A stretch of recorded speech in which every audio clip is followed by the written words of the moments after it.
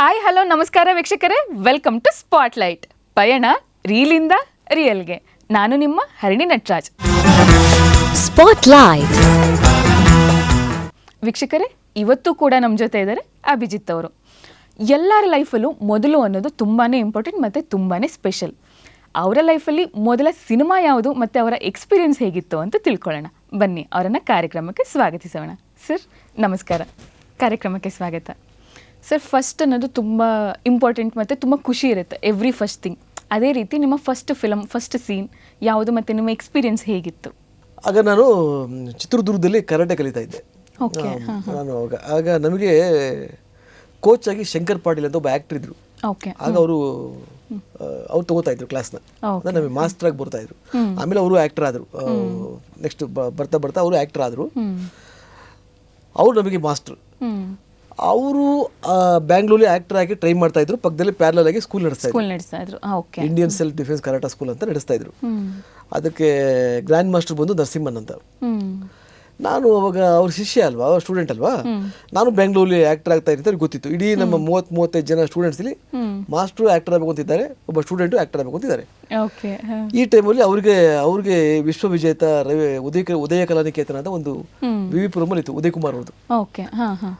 ಅದಕ್ಕೆ ವಿಶ್ವವಿಜೇತ ಅವರು ಆ ಟೈಮಲ್ಲಿ ನೋಡ್ಕೋತಾ ಇದ್ರು. ಅವರ ಸ್ಕೂಲಿಂದ ಒಂದು 30 ಜನ ಹುಡುಗರನ್ನ ಕರ್ಕೊಂಡು ಹೋದ್ರು. ಇಲ್ಲಿಗೆ ಸಂಸಾರದ ಗುಟ್ಟು ಅಂತ ಒಂದು ಸಿನಿಮಾಕ್ಕೆ ಕರಾಟೆ ಸ್ಟೂಡೆಂಟ್ಸ್ ಇರ್ತಾರೆ. ಅದಕ್ಕೆ ಅದ್ರ ಟೈಮ್ ಒಳಗಡೆ ಒಂದು ಶಂಕರ್ ನಾಗ್ ಅವ್ರಿಗೂ ಮುಖ್ಯಮಂತ್ರಿ ಜನರಿಗೂ ಒಂದು ಫೈಟ್ ಆಗುತ್ತೆ ಆ ಟೈಮಲ್ಲಿ. ಅದರ ಒಂದು ಸೀನು, ಅದ್ರಲ್ಲಿ ನಾವೆಲ್ಲ ಇರ್ತೀವಿ ಎಲ್ಲ ಹಿಂಗಂತ ಇರ್ತೀವಿ. ಅದರದ್ದೊಂದು ಸೀನು ನನಗೆ ಹೇಳಿದ್ರು ಶಂಕರ್ ಪಾಟೀಲ್, ನೀನು ಬಂದ್ಬಿಡು, 30 ಜನದಲ್ಲಿ ನೀನು ಒಬ್ಬ, ಶೂಟಿಂಗ್ ಇದೆ. ಶೂಟಿಂಗಲ್ಲಿ ಫಸ್ಟ್ ಟೈಮ್ ನಾನು ಕಾಣಿಸ್ಕೊತಾ ಇದ್ದ ನನಗೆ ಖುಷಿ. ನಾನು 30 ಜನದಲ್ಲಿ ಎಲ್ಲಿರ್ತೀನಿ ಅವೆಲ್ಲ ನಮ್ಗೆ ಐಡಿಯಾ ಇಲ್ಲ. ಕ್ಯಾಮ್ರಾ ಮುಂದೆ ನಿಂತ್ಕೋತೀನಿ ನಾನು ಕಾಣಿಸಲ್ವ ಅದು ಏನು ನಮ್ಗೆ ಅಂದಾಜೇ ಇಲ್ಲ ನಮಗೆ. ಸರಿ ಹೋಗಿ ಆ 30 ಜನ ಇವತ್ತು ಹುಡುಕಿದ್ರೆ ಕಷ್ಟ ಸಿಗೋದು. ನನಗೊಂದು ಅಂದಾಜು ಬರುತ್ತೆ ನಾನೇ ಇರ್ಬೋದು ಅಂತ. ಎಲ್ಲ ವೈಟ್ ಆ್ಯಂಡ್ ವೈಟ್ ಹಾಕಿರ್ತೀವಿ 30 ಜನ. ಅಲ್ಲೊಂದು ಆ್ಯಕ್ಷನ್ ಸೀನು ಫಸ್ಟ್ ಟೈಮ್ ನಾನು ಕ್ಯಾಮ್ರಾ ಫೇಸ್ ಮಾಡಿದ್ದು. ನನಗೆ ಅದು ಭಾಳ ಕಂಟ್ರಿ ಸ್ಟುಡಿಯೋಲ್ಲಿ ಮಾಡಿರು, ಭಾಳ ಖುಷಿಯಿಂದ ಫೇಸ್ ಮಾಡಿದೆ. ಅದಕ್ಕೆ ಪೇಮೆಂಟ್ ಅಂದ್ರೆ 100 ರೂಪಾಯಿ ಕೊಟ್ಟರು ನನಗೆ. ಒಳ್ಳೆ ಪೇಮೆಂಟ್, 100 ರೂಪೀಸ್ ಆ ಟೈಮಲ್ಲಿ. ಸೂಪರ್. ಸಾಯಂಕಾಲ 100 ರೂಪಾಯಿ ಕೊಟ್ಟರು ಜೋಬ್ಗೆ. ಅದೊಂದು ಫಸ್ಟ್ ಎಕ್ಸ್ಪೀರಿಯನ್ಸ್ ಇದ್ದಂಗಿದೆ. ಅದಾದ್ಮೇಲೆ ಯಾವ ಸಿನಿಮಾ ಮಾಡಿದ್ರಿ ಸರ್? ಅದಾದ್ಮೇಲೆ ನಾನು ಭಾಳಷ್ಟು ಸಿನಿಮಾಗಳು ಮಾಡಿದೆ, ಚಿಕ್ಕ ಚಿಕ್ಕ ಪಾತ್ರಗಳೆಲ್ಲ, ಅಂದರೆ ಫ್ರೆಂಡ್ಸ್ ರೋಲ್ಗಳು. ಅವಾಗೆಲ್ಲ ಫ್ರೆಂಡ್ಸ್, ಹೀರೋಗೆ ಫ್ರೆಂಡ್ಸ್ ಜಾಸ್ತಿ ಇರ್ತಿದ್ರು. ಅದಾದ್ಮೇಲೆ ನೆಕ್ಸ್ಟ್ ನಾನು ಮಾಡಿದ್ದು ಒಂದಾಗಿ ಬಾಳು ಅಂತ. ವಿಷ್ಣು ಸರ್ಗೆ ಒಂದು 8 ಜನ ಫ್ರೆಂಡ್ಸ್ ಇರ್ತಾರೆ ಕಾಲೇಜಲ್ಲಿ, ಅದ್ರಲ್ಲಿ ಒಂದು ಪಾತ್ರ ಮಾಡಿದೆ. ಆಮೇಲೆ ಬಣ್ಣದ ಗೆಜ್ಜೆ ಅಂತ ರವಿಚಂದ್ರನ್ ಅವರಿಗೆ ಒಂದು 8 ಜನ ಫ್ರೆಂಡ್ಸ್ ಇರ್ತಾರೆ, ಅದನ್ನೊಂದು ಪಾತ್ರ ಮಾಡಿದೆ. ಆಮೇಲೆ ಜನನಾಯಕ ಅಂತ ಒಂದು Vishnu sir hero, Bhargava director. ಅಷ್ಟೊತ್ತಿಗೆ ಶಾಂತಿ ನಿವಾಸ ಮಾಡಿದ್ದೆ ನಾನು. ಆ ಒಂದು ಲಿಂಕ್ ಮೇಲೆ ಭಾರ್ಗವ ಅವ್ರ ಕಡೆ ಪಿಕ್ಚರ್ ಕೊಟ್ಟರು ನನಗೆ, ಆ ಪಾತ್ರ ಮಾಡು ಅಂತ ಹೇಳಿದ್ರು, ಅದನ್ನು ಮಾಡಿದೆ. ಆಮೇಲೆ ಅದ್ರ ಮಧ್ಯೆ ತೆನಾಲಿ ರಾಮಕೃಷ್ಣ ಅಂತ ಒಂದು TV ಸೀರಿಯಲ್ ಮಾಡ್ಕೊಂಡು ಹೋಗಿ ಈ ಥರ ಒಂದು ಐ ಥಿಂಕ್ ಒಂದು 7-8 ಪಿಕ್ಚರ್ ನಾನು ಚಿಕ್ಕ ಪುಟ್ಟ ಪಾತ್ರ ಮಾಡಿದೆ. ಅಲ್ಲೇ ಅವಾಗ ಡಿಸೈಡ್ ಮಾಡ್ತಾ ಇದ್ದೆ, ಚಿಕ್ಕ ಪುಟ್ಟ ಪಾತ್ರ ಮಾಡಬಾರ್ದು ನಾನು. ಯಾಕಂದ್ರೆ ಇದಕ್ಕೆ ಫಿಕ್ಸ್ ಆಗ್ತೀನಿ. ಹೀರೋ ಅಂತ ಒಂದು 5 ಜನ ಫ್ರೆಂಡ್ಸ್ ಬೇಕು, ಅಭಿಜಿತ್ ಕರೀರಿ, ಅವ್ನು ಕರೀತಾರೆ, ಬ್ರ್ಯಾಂಡ್ ಆಗ್ತೀವಿ. ಸೊ ಮಾಡಬಾರ್ದು, ಆ ಥರ ಪಾತ್ರ ಅಂದ್ರೆ ಮಾಡಬಾರ್ದು ಅಂತ ನಾಳೆ ಒಂದು ಸಣ್ಣ ಡಿಸಿಷನ್, ಒಂದು ಜಡ್ಜ್ಮೆಂಟು. ಹೌದು ಸರ್, ನೀವು ಬ್ರ್ಯಾಂಡ್ ಅಂತ ಹೇಳಿದಕ್ಕೆ ಕೇಳ್ತಿದ್ದೀನಿ. ಇದು ಇವಾಗ ಹೆಂಗಾಗುತ್ತೆ ಅಂತಂದ್ರೆ, ಈಗ ನೀವು ಹೇಳ್ದಂಗೆ ಹೀರೋ ಫ್ರೆಂಡ್ಸ್ ಅಂತಂದ್ರೆ ಅವರಷ್ಟಕ್ಕೆ ಸೀಮಿತ, ವಿಲನ್ಸ್ ಅಂತಂದ್ರೆ ಅವರಷ್ಟಕ್ಕೆ ಸೀಮಿತ. ಅದು ಹೆಂಗಾಗುತ್ತೆ ಅಂದ್ರೆ ಮತ್ತೆ ಎಕ್ಸ್ಪ್ಲೋರ್ ಮಾಡಕ್ ಆಗದೇ ಇಲ್ಲ ಆರ್ಟಿಸ್ಟ್. ಕಷ್ಟ ಆಗುತ್ತೆ ಹೊರಗೆ ಬರೋದು. ಹೌದು, ಬೇರೆ ಯಾವ ಪಾತ್ರನೂ ಮಾಡೋದಕ್ಕಾಗಲ್ಲ. ಅದ್ರ ಬಗ್ಗೆ ನಿಮ್ಮ ಅಭಿಪ್ರಾಯ ಏನು? ಹೌದು, ಕೆಲಸ ಅದು ಬ್ರ್ಯಾಂಡ್. ಈಗ ಸಪೋಸ್ ನೋಡಿ, ನಾನು ಆಯ್ತು ಮುಂದೆ ಒಂದು ಜೀವನದಲ್ಲಿ ಹೋಗ್ತಾ ನಾನು ಬ್ರ್ಯಾಂಡ್ ಆದೆ. ನಾನು ಹೀರೋ ಆದ್ಮೇಲೆ ಸ್ವಲ್ಪ ಬ್ರ್ಯಾಂಡ್ ಆದೆ. ಅದು ಹೇಳ್ತೀನಿ ನಿಮ್ಗೆ. ಇವರು ಈ ಪಾತ್ರಕ್ಕೆ ಕರೆಕ್ಟ್ ಅಂತ ಅನಿಸ್ಬಿಟ್ರೆ ಅದನ್ನ ಬಿಟ್ಟು ಯೋಚನೆ ಮಾಡಲ್ಲ. ಹೌದು ಅದಷ್ಟೇ, ಅವ್ರೆ ಸೂಪರ್ ಮಾಡ್ತಾರೆ. ಎಕ್ಸಾಂಪಲ್, ನೀವು ಒಂದು ಅಳುಮುಂಜಿ ಪಾತ್ರಕ್ಕೆ ನಿಮ್ಮನ್ನು ಫಿಕ್ಸ್ ಮಾಡಿ ನೀವು ಚೆನ್ನಾಗಿ ಮಾಡಿ ಹೆಸರು ಮಾಡ್ಬಿಡ್ತೀರಾ. ನಿಮ್ಮಲ್ಲಿ ಒಂದು ರೆಬೆಲ್ ಕ್ಯಾರೆಕ್ಟರ್ ಇದೆ, ನಿಮ್ಮಲ್ಲಿ ಮಾಡಿಸ್ಬೇಕು ಅಂತ ಆಲೋಚನೆ ಬರೋದೇ ಇಲ್ಲ. ನಿಮ್ಗೆ ಆಸೆ ಇರುತ್ತೆ, ನಾನು ರೆಬೆಲ್ ಮಾಡಬೇಕು, ನಾನು ಮನಸ್ಸು ಬಿಚ್ಚಿ ಆಕ್ಟ್ ಮಾಡಬೇಕು ಅಂತ ನಿಮ್ಮ ಒಳಗಡೆ ಇರುತ್ತೆ. ಬಟ್ ನಿಮ್ಗೆ ಕರಿಯಲ್ಲ. ಹೌದು, ಆ ಥರ ಪಾತ್ರ ಬಂದ್ರೆ ನೀವೇ ಫಿಕ್ಸ್, ಮೇಡಮ್ ದಯವಿಟ್ಟು ನೀವು ಮಾಡಿ ಈ ಪಾತ್ರ ಚೆನ್ನಾಗಿ ಮಾಡ್ತೀರಾ ನೀವು. ಹಾಗೆ ಅಲ್ಲಿಂದ ಹೊರಗೆ ಬೋದಿದೆಯಲ್ಲ, ಟ್ರಾನ್ಸ್ ಆಗೋದಿದೆಯಲ್ಲ, ಬಹಳ ಕಷ್ಟ ನಮ್ಮ ಇಂಡಸ್ಟ್ರಿಲಿ. ಮತ್ತೆ ತುಂಬಾ ತ್ಯಾಗನೂ ಮಾಡ್ಬೇಕಾಗುತ್ತೆ. ಒಳ್ಳೆ ಕ್ಯಾರೆಕ್ಟರ್ಸ್ ಬಂದ್ರೂ ಮಾಡಲ್ಲ ಅನ್ಬೇಕು. ಆಮೇಲೆ ಕೊನೆಗೆ ಈ ಪಾತ್ರ ಬರಲ್ಲ, ಅವು ಬರಲ್ಲ, ಅವಾಗ ಭಯ ಆಗುತ್ತೆ ತಪ್ಪು ಮಾಡ್ತಿದ್ದೀನಿ ಅಂತ. ಅದೇ ಹೇಳ್ತೀನಿ, ಟೋಟಲಿ ಇಟ್ಸ್ ಡಿಫಿಕಲ್ಟೀಸೇ ಇಲ್ಲಿ. ಹೌದು. ಒಂದಾಗಿ ಬಾಳು ಅನ್ನೋ ಸಿನಿಮಾ ಅಂತ ಮಾಡ್ತೀರಾ ನೀವು. ಅದ್ರಲ್ಲಿ ಎಕ್ಸ್ಪೀರಿಯನ್ಸ್ ಆಗಿತ್ತು, ಮತ್ತೆ ಚಾನ್ಸ್ ಹೇಗೆ ಸಿಕ್ತು ಸರ್? ಇಲ್ಲಿ ಒಂದಾಗಿ ಬಾಳು ಚಾನ್ಸ್ ಸಿಗೋದಕ್ಕೆ ನಾನು ಅಲಿತಾ ಇದ್ವಿ ನಾವು ಆಕ್ಟರ್ ಅಂತ ಎಲ್ಲ ಕಡೆ. ಆಗೆಲ್ಲ ಏನಪ್ಪ ಅಂದ್ರೆ ರೂಮ್ ಹಾಕೋರು, ಒಬ್ರಿಗೊಬ್ರು ಹೇಳೋರು, ಅಲ್ಲಿ ರೂಮ್ ಹಾಕಿದರೆ ಈ ಥರ ಹೋಗಿ ಪ್ರಯತ್ನ ಮಾಡಿದ್ರೆ ಸಿಗುತ್ತೆ ಅಂತ. ಈ ಥರ ಹೋಗ್ಬೇಕಾದ್ರೆ ನನಗೆ ಒಂದಾಗಿ ಬಾಳು ಸಿನಿಮಾದಲ್ಲಿ ಫ್ರೆಂಡ್ಸ್ ಪಾತ್ರ ನನಗೆ ಅಸೋಸಿಯೇಟ್ ಡೈರೆಕ್ಟ್ರು ಪರಿಚಯ ಆದರು, ಭಾಸ್ಕರ್ ಅಂತ. ಅವ್ರಲ್ಲಿ ಬನ್ನಿ ಅಂತ ಕರೆದ್ರು. ಅದು ಇನ್ನೊಂದು ಭಾಳ ಖುಷಿ ಏನಪ್ಪ ಅಂದರೆ ಆ ಸಿನಿಮಾದಲ್ಲಿ ಹೀರೋ ಬಂದು ವಿಷ್ಣುವರ್ಧನ್ ಅವರು. ನಾವು ಆ ಟೈಮ್ಗೆ ಅಲ್ಲಿ ನನ್ನ ಹೆಂಡತಿ ಬಟ್ ದೊಡ್ಡ ಫ್ಯಾನ್ ಅವಳಿಗೆ, ವಿಷ್ಣು ಸರ್ಗೆ. ನೀವು ಫಸ್ಟ್ ಸಿನಿಮಾ ನೋಡಿದ್ದು ಅದೇ ಬೇಗನೆ ಬಾರ ಅವ್ರನ್ನ ಸ್ಕ್ರೀನ್ ಮೇಲೆ ನೋಡ್ತಾ ಇದ್ದೀವಿ. ಈಗ ಅವ್ರ ಪಕ್ಕದಲ್ಲಿ ಹೋಗಿ ನಿಂತ್ಕೊಳ್ಳೋದಿದೆಯಲ್ಲ, ಸೊ ಒಂದು ಭಾಳ ದೊಡ್ಡ ಎಕ್ಸೈಟ್ಮೆಂಟ್ ಹಂಗದು. ಎಷ್ಟೊತ್ತಿಗೆ ಅವ್ರು ನೋಡ್ತೀನಿ, ಎಷ್ಟೊತ್ತಿಗೆ ಅವ್ರ ಪಕ್ಕದಲ್ಲಿ ನಿಂತ್ಕೋತೀನಿ, ಎಷ್ಟೊತ್ತಿಗೆ ಆ್ಯಕ್ಟ್ ಮಾಡ್ತೀನಿ. ಬಿಕಾಸ್ ಅವರು ಚಿತ್ರದುರ್ಗಕ್ಕೆ ಒಂದು ಯೂನಿಯನ್ ಥಿಯೇಟ್ರಿಗೆ ಅವರು ಗೆಸ್ಟಾಗಿ ಬಂದಿದ್ರು, ಆಯಿತಾ. ಆ ಟೈಮ್ ಒಳಗಡೆಗೆ ನಾನಲ್ಲ, ನಾನು ಹೆಂಡತಿ ಭಾಳ ರಶಲ್ಲಿ ಹೋಗಿ ಅವ್ರು ನೋಡ್ಕೊಂಡು ಬಂದಿದ್ರು ಅವ್ರನ್ನ. ಇದೆಲ್ಲ ನಾವು ಕೇಳಿದ್ವಿ. ಈಗ ವಿಷ್ಣು ಸರ್ ಜೊತೆ ಆ್ಯಕ್ಟ್ ಮಾಡೋ ಚಾನ್ಸ್ ನನಗೆ ಸರಿ. ಹಾಗಾಗಿ ನಾನೇನು ಮಾಡಿದೆ, ಆ ಸಿನಿಮಾಕ್ಕೆ ನಾನು ಭಾಳ ಖುಷಿಯಿಂದ ಹೋದೆ. ಫಸ್ಟ್ ಟೈಮ್ ಅವ್ರನ್ನ ಮೀಟ್ ಮಾಡಿದ್ದೆ ನಾನು, ವಿಷ್ಣು ಸರ್ನ ದೂರದಿಂದ ನೋಡಿದ್ವಿ. ಭಾಳ ವೆರಿ ಹ್ಯಾಂಡ್ಸಮ್, ಖುಷಿ ನಮ್ಗೆ. ಆ್ಯಕ್ಚುಲಿ ಇದು ಕನಸು ಅನ್ನೋ ಥರ ಎಲ್ಲ ಆ ಟೈಮಲ್ಲಿ ನಮಗೆ. ಅದಾದಮೇಲೆ ಅದು ಭಾಳ ಖುಷಿ ಆಯಿತು. ಅದೊಂದು ಚಿಕ್ಕ ಪಾತ್ರ ಅಷ್ಟೇ. ಅವಾಗ ಅವ್ರು ದೊಡ್ಡ ಹೀರೋ, ನಾವು ಚಿಕ್ಕ ಪಾತ್ರ, ನಮ್ಮ ಜಾಗ ಇಲ್ಲೋ ಅಲ್ಲೇ. ನಾವು ಹೆಚ್ಚಿಗೆ ಏನು ಕ್ಲೋಸ್ ಆಗಿ ಮೂವ್ ಆಗೋದು ಅವೆಲ್ಲ ಏನಿಲ್ಲ. ನಮಸ್ಕಾರ ಸರ್, ನಮಸ್ಕಾರ. ಅದಾದ್ಮೇಲೆ ಜನನಾಯಕ ಅಂತ, ಅದಕ್ಕೆ ಭಾರ್ಗವ ಡೈರೆಕ್ಟ್ರು. ಅಷ್ಟೊತ್ತಿಗೆಲ್ಲ ವಿಷ್ಣು ಸರ್ ಒಂದು ಸಿನಿಮಾ ಮಾಡಿದ್ವಿ, ಒಂಚೂರು ಮುಖ ಪರಿಚಯ ಇತ್ತು. ಅದರಲ್ಲಿ ಅವ್ರಿಗೂ ಅಷ್ಟೇ, ಅದರೊಂದು 8 ಜನ ಫ್ರೆಂಡ್ಸು, ಅದ್ರಲ್ಲಿ ನಾನು ಒಬ್ಬ. ಅದರಲ್ಲೂ ಅಷ್ಟೇ, ಅದು ದೇವನಹಳ್ಳಿ ಶೂಟಿಂಗು, ಇಲ್ಲಿಂದ ಹೋಗೋದು ಆ ಥರ, ಅಲ್ಲೇ ಆ್ಯಕ್ಟ್ ಮಾಡ್ಕೊಂಬರೋದು. ಸ್ವಲ್ಪ ಇದೆಲ್ಲ ಸಣ್ಣ ಅವರನ್ನು ಗುರ್ತಿಡಿದು ಹಾಯ್ ಅನ್ನೋ ಥರ ಪರಿಚಯ ಆಯಿತು. ನಾವು ಅಷ್ಟೇ ಖುಷಿ. ಅವರೇ ಹಾಯ್ ಅಂದ್ಬಿಟ್ರೆ ಅಷ್ಟೇ ಖುಷಿ ನಮಗೆ. ಅದಕ್ಕಿಂತ ದೊಡ್ಡ ವಿಷಯ ಹಾಯ್ ಅಂದರೆ ಅಷ್ಟೇ ಖುಷಿ ನಮಗೆ. ಊಟ ಆಯ್ತಾ ಅಂತ ಕೇಳೋರು. ವಿಷ್ಣುವರ್ಧನ್ ಅವರು ನಮ್ಮನ್ನು ಊಟ ಆಯ್ತಾ ಅಂತ ಕೇಳೋದ್ರೆ ಏನರ್ಥ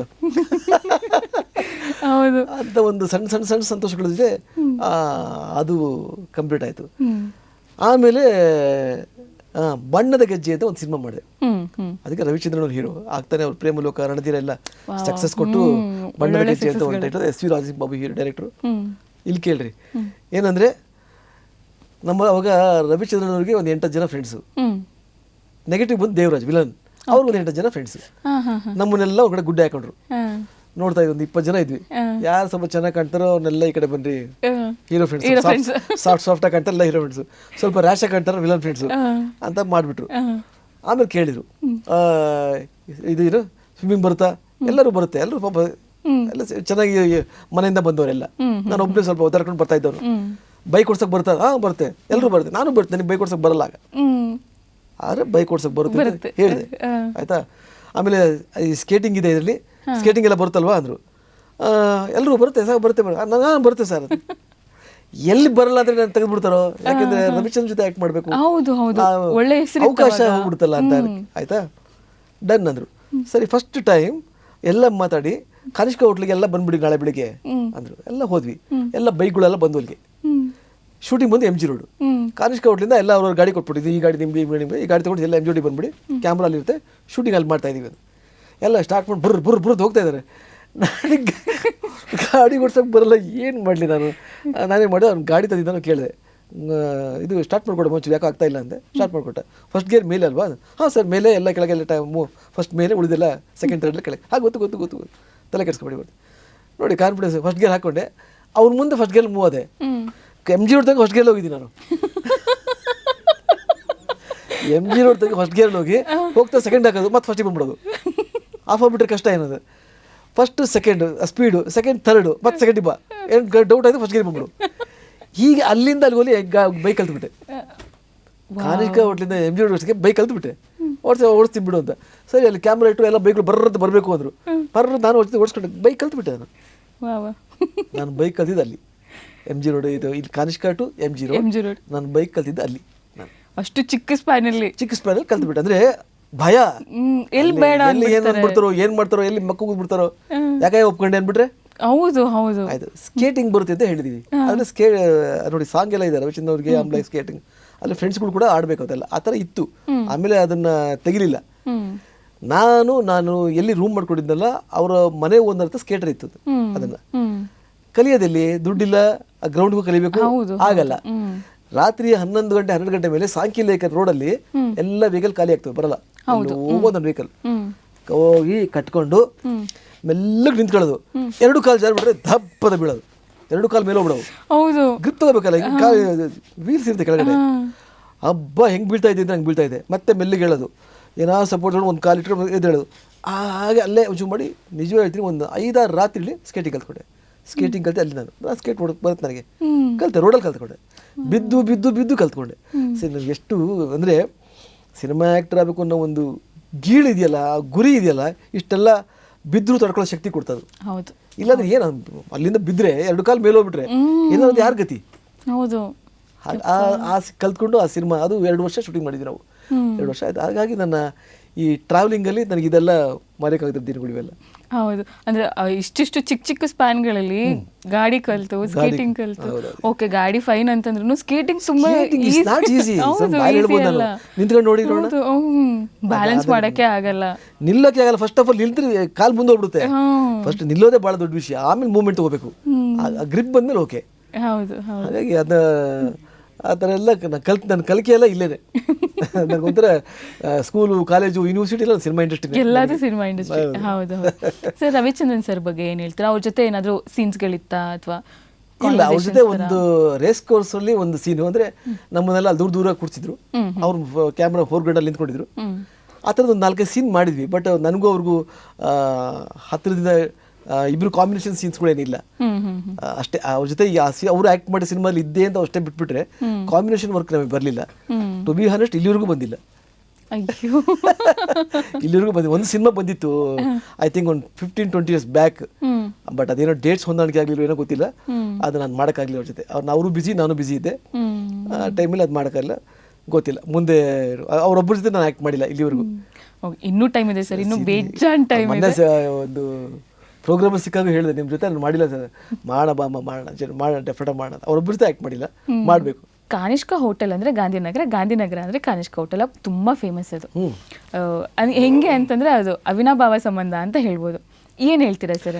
ಹಾಗೆ ನಿಮ್ಗೆ ಹೇಳಿದೆ, ಕಾನಿಷ್ಕ ಹೋಟ್ಲು ಒಂದು ಅಡ್ಡ. ಅದು ಅಪ್ಕಮಿಂಗ್ ಆರ್ಟಿಸ್ಟಿಂದ ಹಿಡಿದು ಅಪ್ಕಮಿಂಗ್ ಅಸಿಸ್ಟೆಂಟ್ ಡೈರೆಕ್ಟರಿಂದ ಹಿಡಿದು ನೀವು ಎಂಡ್ವರೆಗೂ ಎಲ್ಲ ಅಲ್ಲಿರೋರು. ಲೈಕ್ ನಿಮ್ಗೆ ಹೇಳ್ತೀನಿ, ಆ ಟೈಮಲ್ಲಿ ಪ್ರಕಾಶ್ ರೈ ಕೂಡ ಆ ಜಾಗ, ಕಾನಿಷ್ಕ ಅಡ್ಡ. ಪ್ರಕಾಶ್ ರೈ ಕೂಡ, ಶಶಿಕುಮಾರ್ ಕೂಡ ಅಲ್ಲಿಗೆ ಬರುವಂತ ವ್ಯಕ್ತಿ. ನಾನು ಅಲ್ಲಿ ಹೋಗ್ತಾ ಇದ್ದೆ. ಆಮೇಲೆ KV ರಾಜು ಅಲ್ಲೇ ಇರ್ತಿದ್ರು, ಡಿ ರಾಜೇಂದ್ರ ಬಾಬು ಅಲ್ಲೇ ಇರ್ತಾ ಇದ್ರು. ಎಲ್ಲ ಕಾನಿಷ್ಕ ಹೋಟ್ಲು ತುಂಬ. ಆಮೇಲೆ ಆಂಧ್ರದಿಂದ ಯಾವುದೇ ಪ್ರೊಡ್ಯೂಸರ್ಸ್ಗಳು ಬಂದ್ರು ಕೂಡ ಕಾನಿಷ್ಕಲ್ಲಿ ರೂಮ್ ಹಾಕೋರು. ಸೊ ಹಾಗಾಗಿ ನಮಗೆ ಕಮ್ಯುನಿಕೇಶನ್ಗೆ ಹೋಗಿ ಬರೋದಕ್ಕೆ, ಚಾನ್ಸ್ ಕೇಳಕ್ಕೆ, ಮಾಡಕ್ಕೆ ಕಾನಿಷ್ಕ ದೊಡ್ಡ ಹಬ್ಬ, ಹಾಟ್ಸ್ಪಾಟ್. ಯಾರು ಬೇಕು ಅಂತ ಕಾನಿಷ್ಕ ಹೋಗೋ ಯಾರು ಸಿಗ್ತಾರೆ ಏನಾರು. ಆಮೇಲೆ ಅಲ್ಲಿ ಕಾನಿಷ್ಕ ಹೋಟ್ಲ್ ಇರಬಹುದು. ನನ್ನ ಪ್ರಕಾರ ಇದು ಬಹಳ ಒಂದು ಪವಿತ್ರವಾದ ಜಾಗ ಅಂತೀನಿ ನಾನು. ಯಾಕಂದ್ರೆ ಬಹಳಷ್ಟು ಜನಗಳನ್ನ ಸಿನಿಮಾ ಕೊಟ್ಟಿದೆ ಅದು ಆ ಜಾಗ. ಅಲ್ಲಿ ಆ ಮರದ ಕೆಳಗೆ ಕುತ್ಕೊಂಡು ಮಾತಾಡ್ತಾ ಇರ್ಬೇಕಾರೆ, ಸಿಗರೇಟ್ ಸೇರ್ತಾ ಇರ್ಬೇಕಾರೆ, ನಾವು ಮುಂದೆಲ್ಲ ಇದೆಲ್ಲ ಆಸೆಗಳು ಇಟ್ಕೊಂಡಿದ್ದು ಡಿಸ್ಕಷನ್ ಮಾಡ್ಬೇಕಾರೆ, ಈವನ್ ನಮ್ಮ ಪ್ರಕಾಶ್ ದೊಡ್ಡ ಆಕ್ಟರ್ ಆಗಿದ್ದಾರಲ್ಲ, ಅವ್ರು ಅಲ್ಲಿಂದ ಅಲ್ಲೇ ಎವ್ರಿ ಡೇ ನಾನು ಅಲ್ಲೇ. ಶಶಿಕುಮಾರ್ ಬೈಕಲ್ಲಿ ಅಲ್ಲಿಗೆ ಬರೋರು. ಆಮೇಲೆ ರಾಜೇಂದ್ರ ಬಾಬು ಅಲ್ಲೇ ಪರ್ಮನೆಂಟ್ ರೂಮಲ್ಲಿ ಇರೋದು. ಸೊ ಹಾಗಾಗಿ ಕಾನಿಷ್ಕ ಹೋಟ್ಲು. ಆಮೇಲೆ ಹೇಳ್ತೇನೆ ನಿಮಗೆ ಎಕ್ಸಾಂಪಲ್, ಬೆಳಿಗ್ಗೆ 10 ಗಂಟೆ ಆಗ್ಬಿಟ್ರೆ ಕಾನಿಷ್ಕ ಗಿಜ್ಜಿಗೆ ಅನ್ಸು ಟೋಟ್ಲಿ ಸಿನಿಮಾ ಇಂಡಸ್ಟ್ರಿಯಲ್ಲಿ ಇರೋದು. ಎವ್ರಿಥಿಂಗ್ ಅಲ್ಲಿ ನಡೆಯೋದು, ಎವ್ರಿಥಿಂಗ್. ಹಾಗೆ ಕಾನಿಷ್ಕ ಹೋಟ್ಲು ಅಲ್ಲೇ ನಡೀತಿದೆ. ಇವತ್ತು ಕಾನಿಷ್ಕ ಹೋಟ್ಲ್ ಹತ್ರ ಮೋಸ್ಟ್ಲಿ ನನ್ನ ಪ್ರಕಾರ 90% ಇಲ್ಲ ಇವತ್ತು. ಯಾಕಂದ್ರೆ ಎಲ್ಲ ಸಪ್ರೇಟ್ ಆಗ್ಬಿಟ್ಟಿದೆ ಇವತ್ತು. ಕಾನಿಷ್ಕ ಇವತ್ತು ಗಾಂಧಿನಗರ ಸಿನಿಮಾದ ಒಂದು, ಗಾಂಧಿನಗರ ಅಂದ್ರೆ ಸಿನಿಮಾ, ಕರ್ನಾಟಕ ಸಿನಿಮಾ ಅಂದ್ರೆ ಗಾಂಧಿನಗರ ಅಲ್ವಾ? ಗಾಂಧಿನಗರದಲ್ಲಿ ಸಿನಿಮಾ ಇಲ್ಲ. 4-5 ಆಫೀಸ್ ಬಿಟ್ರೆ ಗಾಂಧಿನಗರದಲ್ಲಿ ಯಾರು, ಎಲ್ಲ ಅವ್ರವ್ರ ಆಫೀಸ್ಗಳು ಎಲ್ಲ ಅಲ್ಲಲ್ಲೇ ರೂಮ್ ಹಾಕ್ತಾರೆ, ಅಲ್ಲೆಲ್ಲ ಆಫೀಸ್ ಮಾಡ್ತಾರೆ, ಅಲ್ಲೇ ಡಿಸ್ಕಷನ್ ಆಗುತ್ತೆ, ಅಲ್ಲಲ್ಲೇ ಸಿನಿಮಾ ಸ್ಟಾರ್ಟ್ ಆಗುತ್ತೆ. ಯಾವ ಸಿನಿಮಾ ಇಲ್ಲಿ ಸ್ಟಾರ್ಟ್ ಆಗುತ್ತೆ ಯಾರಿಗೂ ಗೊತ್ತಾಗಲ್ಲ ಇವತ್ತು. ಬೆಂಗಳೂರು ಪೂರ್ತಿ ಸಿನಿಮಾ ಆಗೋಗಿದೆ, ಅಲ್ಲೇ ಎಲ್ಲಿರ್ತಾರೋ ಅಲ್ಲೇ. ಹಂಗಲ್ಲ, ಅವಾಗ ಗಾಂಧಿನಗರ ಬರಲೇಬೇಕು. ಈಗ ನೀವು ಕೂತಿರೋ ಜಾಗದಿಂದ ಸಿನಿಮಾ ರಿಲೀಸ್ ಮಾಡ್ಬೋದು ಇವತ್ತು. ಅವತ್ತು ಹಂಗಲ್ಲ, ಸಿನಿಮಾ ರಿಲೀಸ್ ಆದ್ರೆ ಗಾಂಧಿನಗರ ಬರಲೇಬೇಕು. ರಿಲೀಸ್ ಆಗಬೇಕು ಅಂದ್ರೆ ಬಾಕ್ಸ್ ತಗೊಂಡು ಇಡೀ ಗಾಂಧಿನಗರ ಸುತ್ತಬೇಕು ಅವನು, ಬೀದಿ ಆಫೀಸ್ ಸುತ್ತಬೇಕು ಅವನು. ಹಾಗೆ ಅದೊಂದು ದೊಡ್ಡ ಪ್ರೋಸೆಸ್. ಹಾಗೆ ಕಾನಿಷ್ಕ ಬಹಳ ಕೀ ಪಾಯಿಂಟ್ ಆಗೋದು ಆ ಟೈಮಲ್ಲಿ.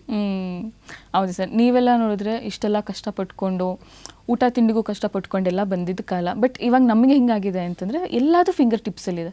ನಮ್ಮ ಜನ್ರೇಷನ್ ಅವರಿಗೆ ತುಂಬ ಈಸಿಯಾಗಿ ಸಿಗ್ತಿದೆ. ಇವತ್ತಲ್ಲ ಇನ್ನೊಂದು, ನಾಳೆ ಅಲ್ಲ ನಾಡಿದ್ದು ಅನ್ನೋ ಥರ ಇದೆ. ಬಟ್ ಅದ್ರ ಬಗ್ಗೆ ಅಭಿಪ್ರಾಯ ಏನು? ನನ್ನ ಪ್ರಕಾರ ಅದಕ್ಕೊಂದು ಮಾತು ಹೇಳ್ತೀನಿ ಕೇಳಿ. ಆಗ ಸಿನಿಮಾ ಇಂಡಸ್ಟ್ರಿಗೆ ಒಂದೇ ಬಾಗಿಲು. ಹೌದು, ಒಳಗೆ ಬರೋದು ಕಷ್ಟ, ನುಗ್ಗುತ್ತಾ ಇದ್ರು, ಒಳಗೆ ಬರೋದು ಕಷ್ಟ, ಒಳಗೆ ಬಂದು ಹೊರ ಹೋಗ್ತಾ ಇರಲಿಲ್ಲ. ಇವತ್ತು ಸಿನಿಮಾ ಇಂಡಸ್ಟ್ರಿ ಅನ್ನೋ ಮನೆಗೆ 100 ಬಾಗಿಲು. ಯಾರು ಯಾವ ಬಾಗಿಲು ಬಂದು ಯಾವ ಬಾಗಿಲು ಹೋಗ್ತಾನೆ ಗೊತ್ತಾಗಲ್ಲ. ಹೌದು, ಇಲ್ಲಿ ಉಳ್ಕೊಳ್ಳೋದೇ ಬಹಳ ಕಷ್ಟ. ಹಾಗೆ ಯಾರು ಯಾವ ಬಾಗಿಲು ಬಂದ ಯಾವ ಬಾಗಿಲು ಹೊಟ್ಟೋದಾಗ ಗೊತ್ತಾಗ್ತಿಲ್ಲ. ಯಾವ ವಸ್ತು ನಿಮಗೆ ಬೇಗ ಈಸಿ ಸಿಗುತ್ತೋ ವ್ಯಾಲ್ಯೂ ಗೊತ್ತಾಗಲ್ಲ. ಹೌದು, ಅದು ಆಗ್ತಾ ಇದೆ ಅಂತ ಹೇಳ್ತೀನಿ. ಒಂದಷ್ಟು ದಿನ ಆದ್ಮೇಲೆ ಅವ್ರಿಗೆ ಗೊತ್ತಾಗುತ್ತೆ, ಓಕೆ ನಾನು ಮಾಡಿ ಮಿಸ್ಟೇಕ್ ನಾನು ಈ ಕಡೆ ಬಂದೆ ಅಂತ. ಹಾಗೆ ಇವತ್ತೆಲ್ಲ ಬೇಗ ಸಿಗ್ತಾ ಇದೆ ನಿಮಗೆ. ಬಟ್ ಆಗ ನಿಮ್ಗೊಂದು ಸ್ವೀಟ್ ತಿನ್ಬೇಕು ಅಂದ್ರೆ ನಮ್ಮ ಕಾಲದಲ್ಲಿ ವರ್ಷಕ್ಕೊಂದ್ಸಲಿ ಅವ್ರು ನಮಗೆ ಸ್ವೀಟ್ ಮಾಡ್ತಾರೆ. ಹಬ್ಬ ಬರುತ್ತೆ, ಉಗಾದಿ ಹಬ್ಬ ಬಂದ್ರೆ 1 ತಿಂಗಳು ಮುಂಚೆನೇ ಪ್ರಿಪೇರ್ ಆಗ್ತಿದ್ವಿ. ಇವತ್ತು ಸ್ವೀಟ್ 2 ಸೆಕೆಂಡ್ ಮತ್ತೆ ಹೆಂಗೆ ಸಿಗುತ್ತೆ? ಸ್ವೀಟ್ ರೆಸ್ಪೆಕ್ಟ್ ಇಲ್ಲ ಅಂತಲ್ಲ, ಈಸಿ ಆಗಿಬಿಟ್ಟಿದೆ. ಹೌದು. ಸೊ ಅದ್ರ ಬಗ್ಗೆ ಅಷ್ಟು ಗಮನ ಇಲ್ಲ. ಹಾಗಾಗಿ ನಾನು ಇವತ್ತಿನವ್ರಿಗೆ ಏನು ಹೇಳ್ತಾ ಇದ್ದೀನಿ, ನಿಮ್ಗೆ ಆವಾಗಲೇ ಹೇಳಿದೆ ನಾನು ನಿಮಗೆ, ಎಷ್ಟು ನೀವು ಭಯ ಭಕ್ತಿಯಿಂದ ಪ್ರೊಫೆಷನ್ನ ಅಪ್ಪಿ ಮುದ್ದಾಡ್ಕೊಂಡು ಇಟ್ಕೋತಿರೋ ನೀವು ಕೈ ಒಳಗಡೆ, ಆಟೋಮೆಟಿಕ್ ನಿಮ್ಮ ಸುತ್ತ ಎಲ್ಲವೂ ಇರುತ್ತೆ. ನೀವು ಎಷ್ಟು ಪ್ರೊಫೆಷನ್ನ ತೊಗೊಳ್ದೆ ಮೂವ್ ಮಾಡ್ತೀರೋ ನಿಮ್ಗೆ ಅದು ಒಲಿಯಲ್ಲ. ಹೌದು. ಯಾವುದೇ ಕಾರಣಕ್ಕೆ ಒಲಿಯಲ್ಲ. ಹೌದು. ಅಷ್ಟೇ. ನೀವು ಹೇಗೆ ಕೊಡ್ತೀರೋ ಹಾಗೆ ಸಿಗುತ್ತೆ. ನೀವು ಬಾಲ್ನ ಎಷ್ಟು ಜೋರಾಗಿ ಎಸಿತೀರೋ ಹಂಗೆ ಸಿಗುತ್ತೆ. ಬಟ್ ಗೋಡೆ ಗಟ್ಟಿ ಇರಬೇಕಷ್ಟೇ. ಗಟ್ಟಿ ಇರಬೇಕು. ಹೌದು ಹೌದು. ಗೋಡೆ ಗಟ್ಟಿ ಇದ್ರೆ ಬಾಲ್ ಕೈ ಬರುತ್ತೆ, ಗೋಡೆ ಬೇಕಿದ್ರೆ ತಮ್ಕೋದಲ್ಲ ಬಿದ್ದೋಗುತ್ತೆ. ಸೊ ನೀವು ಬಾಲ್ ಎಸಿದ್ರೆ ಎಲ್ಲೆಸಿದ್ರೆ ಭಾಳ ಮುಖ್ಯ ಆಗುತ್ತೆ. ಹೌದು. ನೀವು ಅವಾಗಲೇ ಹೇಳ್ತಾ ಇದ್ರಿ, ನೀವು ಕ್ಯಾರವನ್ ಇರಲಿಲ್ಲ ಅವಾಗೆಲ್ಲ, ಅಲ್ಲೇ ಕುತ್ಕೊಂಡು ಒಟ್ಟಿಗೆ ಊಟ ಮಾಡ್ತಿದ್ವಿ ಅಂತೆಲ್ಲ. ಇವಾಗ ಅದೆಲ್ಲ ಸಂಸ್ಕೃತಿ ಇಲ್ವೇ ಇಲ್ಲ. ಅವತ್ತು ರಾಜ್ಕುಮಾರ್ ಅವರು ಜೀವನ ಜೊತೆ ಶೂಟಿಂಗ್ ಟೈಮಲ್ಲಿ ಬ್ರೇಕ್ ಅಂದರೆ ಬಂದು ಒಂದು 20 ಚೇರ್ ಹಾಕಿದ್ರು, ಅವ್ರಿಗೆ ಕುತ್ಕೊಳ್ಳೋ ಫಸ್ಟ್ ಎಲ್ಲ ಜೊತೆ ಒಟ್ಟಿಗೆ ಊಟ, ಎಲ್ಲ ಒಟ್ಟಿಗೆ ಊಟ, ಏನು ತರುತ್ತೋ ಎಲ್ಲ ಹಂಚ್ಕೊಂಡು ತಿಂತಾ ಇದ್ರು, ಎಲ್ಲರ ಜೊತೆ ನಗ್ತಾ ಇದ್ರು. ಇವತ್ತಿನ ಅಂದರೆ ಅವತ್ತು ಹಾಗೆ ಬಂದಿದ್ದು, ಎಲ್ಲಿ 2002, 3, 4ವರೆಗೂ ಹಾಗೆ ಇತ್ತು. ಆಮೇಲೆ ಈ ಕ್ಯಾರವನ್ ಸಂಸ್ಕೃತಿ ಬಂದ ಮೇಲೆ ಎಲ್ಲರೂ ಕ್ಯಾರವನ್ ಒಳಗೆ ಬೇಗ ಹೋಗಿ ಗೂಡ ಕುತ್ಕೊಂಡ್ಬಿಡ್ತಾರೆ, ಊಟ ಅಲ್ಲಿಗೆ ಹೋಗುತ್ತೆ. ಅದು ನಾನು ರೈಟ್ ಟು ರಾಂಗ್ ಅಂತ ಎರಡೂ ಹೇಳಲ್ಲ. ಬಟ್ ಏನಂದರೆ ಒಬ್ರಿಗೊಬ್ರಿಗೂ ಜೆಲ್ ಹಾಕಾಗಲ್ಲ, ನಿಮ್ಮ ನಾವು ಮಿಕ್ಸ್ ಹಾಕಿ ಶಾರ್ಟಲ್ಲಿ ಅಷ್ಟೇ ಮೀಟ್ ಆಗ್ತೀವಿ, ಈ ಕಡೆ ಬಂದು ಮೀಟ್ ಆಗಲ್ಲ. ಸೊ ಹೇಗೆ ನಾವು ಒಬ್ರಿಗೊಬ್ರು ಕೆಮಿಸ್ಟ್ರಿ ವರ್ಕ್ ಹಾಗೆ ಅದೊಂದು ಅದೆಲ್ಲೋ ಮಿಸ್ ಆಗ್ತಾ ಇದೆ, ನೋ ಡೌಟ್. ಸರ್, ಫಸ್ಟ್ ಸಂಪಾದನೆ ಅನ್ನೋದು ತುಂಬ ಖುಷಿ ಕೊಡುತ್ತೆ. ನೀವು ಫಸ್ಟು ಅರ್ನ್ ಮಾಡಿದ್ದು ಯಾವ ಸಿನಿಮಾಯಿಂದ, ಎಷ್ಟು ರೂಪಾಯಿ? ಫಸ್ಟ್ ಸಿನಿಮಾ ಮಾಡಿದ್ದು ಶಾಂತಿನಿವಾಸ, 700 ರೂಪಾಯಿ. ನನಗೊಂದು 300 ರೂಪಾಯಿ 250 ರೂಪಾಯಿ ಕೊಡ್ತಾರೆ ಅಂತ ಅನ್ಕೊಂಡಿದ್ದೆ. 700 ರೂಪಾಯಿ ಕೊಟ್ಟಿದ್ರು. ಬಟ್ ತುಂಬ ಖುಷಿ ತಗೊಂಡೋಗಿ ನಾನು ಹೇಳಿ. ಹೌದು ಹೌದು. ಆವಾಗ 700 ರೂಪಾಯಿ ಅಂತಂದ್ರೆ 5-6 ಸಾವಿರ ಇದ್ದಂಗೆ ಆ ಟೈಮಲ್ಲಿ. ಇನ್ನೂ ಜಾಸ್ತಿ ಅನ್ಕೊಳ್ಳಿ. ನನ್ನ ಪ್ರಕಾರ 700 ರೂಪಾಯಿ ಅವತ್ತೇ ಅಂದರೆ ಐ ಆಮ್ ಟೆಲಿಂಗ್ ಅಬೌಟ್ 30-45 ವರ್ಷ ಕೆಳಗಡೆ, 40-43 ಇಯರ್ಸ್ ಇಲ್ಲ, ಅದು ಇನ್ನೂ ಜಾಸ್ತಿ ಇತ್ತಂಗೆ, 70-80 ಸಾವಿರ ಲೆಕ್ಕಕ್ಕೆ. ನಾನು ಎಕ್ಸ್ಪೆಕ್ಟೇಷನ್ ಮಾಡಿಲ್ಲ ಅಷ್ಟು ದುಡ್ಡು ನನಗೆ 700 ರೂಪಾಯಿ. ಹಾಗಾಗಿ ಅದು ಭಾಳ ಒಳ್ಳೆ ಅಮೌಂಟು ನನಗೆ. ಎಷ್ಟು ಖುಷಿ ಇರುತ್ತೆ ಅಲ್ಲ ಸರ್, ನಾವೇ ಅರ್ನ್ ಮಾಡಿ. ಅಲ್ಲಲ್ಲ, ನನಗೆ ಹಬ್ಬ ಅಲ್ಲ 700 ರೂಪಾಯಿನ ನೀನು ಎಷ್ಟು ವರ್ಷ ಇಟ್ಕೋಬೇಕು ಅಂತ ಯೋಚನೆ ನನಗೆ. 700 ರೂಪಾಯಿ ನಾನು ನೋಟ್ನ ಬಿಚ್ಚಿ ಖರ್ಚು ಮಾಡೋಕ್ಕೆ ಭಯ, ಅಯ್ಯಪ್ಪ ಅಂತ. 100 ರೂಪಾಯಿ 7 ನೋಟ್ಗಳು ಏನು, ಅಯ್ಯೋ ಅದಿನ್ನೂ ನಿಮಗೆ ಹಂಗೆ ಇರುತ್ತಲ್ಲ ಕಣ್ಮುಂದೆ. ಈಗಲೂ ಚೆನ್ನಾಗಿದೆ. ಈ ಸೆಕೆಂಡು ಎಷ್ಟು ಹೊತ್ತಿಗೆ ಕೊಟ್ಟರು ಅಂತ ಇದೆ. ಶಾಂತಿ ಸದಾಶಿವನಗರದಲ್ಲಿ ಲಾಸ್ಟ್ 6 ಗಂಟೆ ಲೊಕೇಶನ್, ಒಂದು ಟೆಲಿಫೋನ್ ಬೂತಲ್ಲಿ ಮಾಡಿ ಹೊರಗೆ ಬಂದಾಗ ದುಡ್ಡು ಎಣಿಸ್ಕೊಟ್ರು, ಇಟ್ಕೋಪ್ಪ ಅಂತ. ನಾನು ಅನ್ಕೊಂಡು 200 ರೂಪಾಯಿ ಕೊಡ್ಬೋದು ಅನ್ಕೊಂಡಿದ್ದೆ, 200-150 ಕೊಡ್ತಾರೆ ಅಂತ. 700 ರೂಪಾಯಿ ಮಿಸ್ ಆಗಿ ಕೊಟ್ಟರು ಅಂತ ನನಗೆ ಆಲೋಚನೆ ನನಗೆ.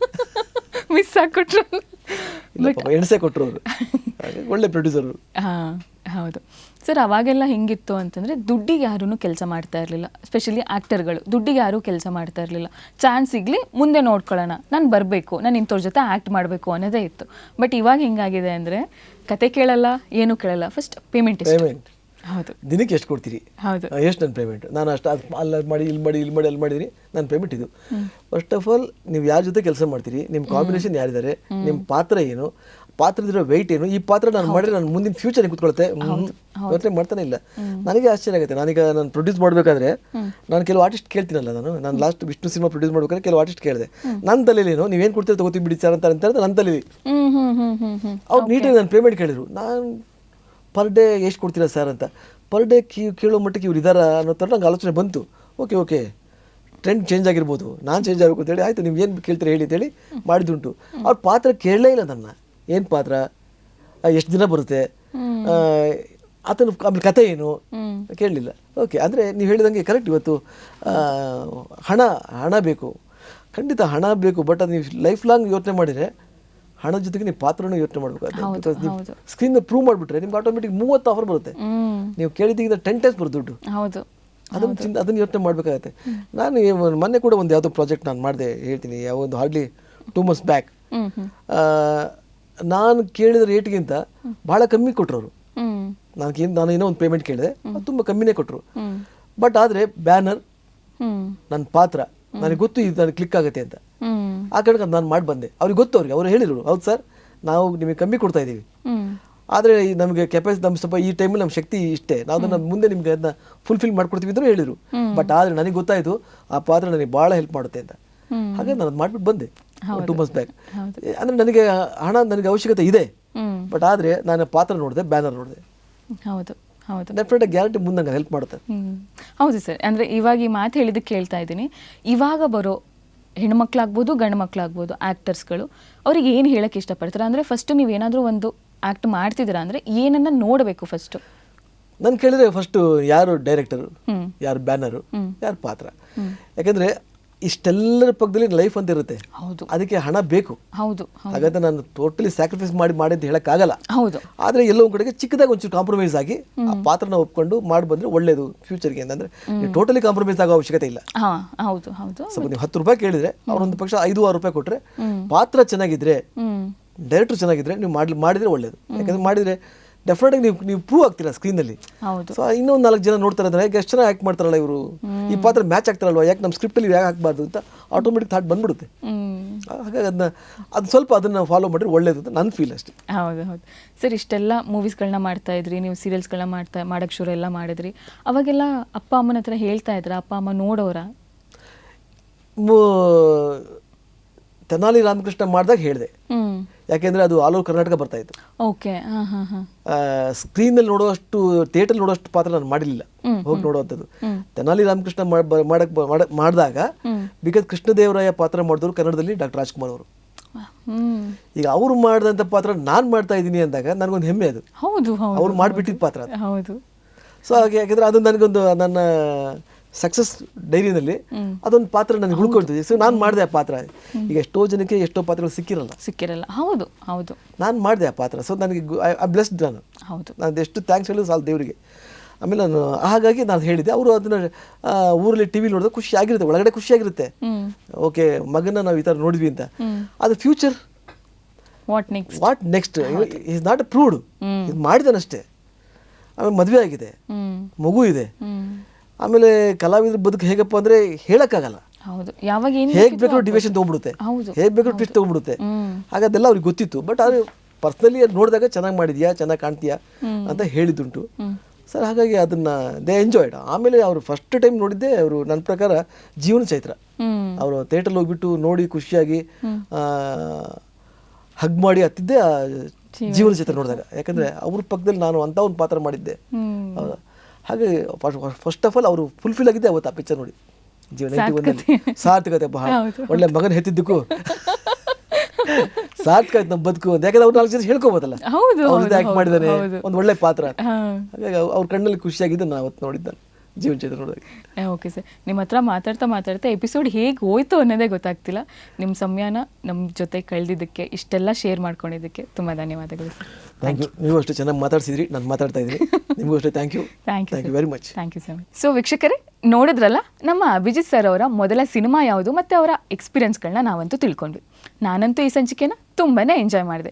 ನೀವು ಕೂಡ ಎಂಜಾಯ್ ಮಾಡಿರ್ತೀರಾ ಅಂತ ಅನ್ಕೊತೀನಿ. ಹಾಗಾದರೆ ನಿಮ್ಮ ಭೇಟಿ ಮುಂದಿನ ಸಂಚಿಕೆಯಲ್ಲಿ. ಅಲ್ಲಿವರೆಗೂ ಉದಯ ಕಾಮಿಡಿ ನೋಡ್ತಾ ಇರಿ, ನಗ್ತಾ ಇರಿ. ಸ್ಪಾಟ್ಲೈಟ್.